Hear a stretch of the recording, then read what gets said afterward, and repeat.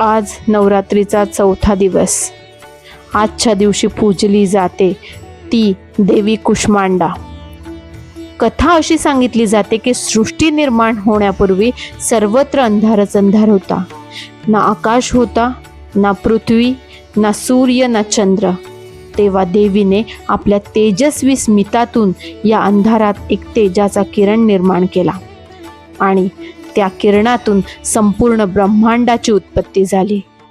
म्हणूनच त्या ओळखल्या जातात कुष्मांडा देवी. कु म्हणजे थोडं, उष्म म्हणजे ऊर्जा आणि अंड म्हणजे ब्रह्मांड. 8 हातात शस्त्रास्त्र, अमृत कलश आणि कमळ धारण केलेली देवी सूर्याच्या मध्यभागी वास करून जगाला जीवनशक्ती व प्रकाश देते.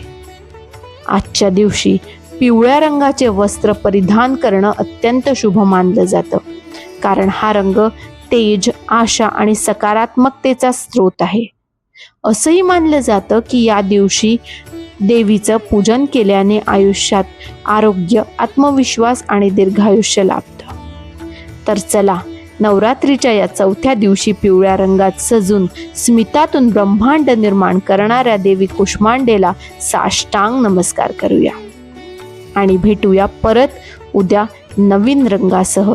तोपर्यंत जय माता दी.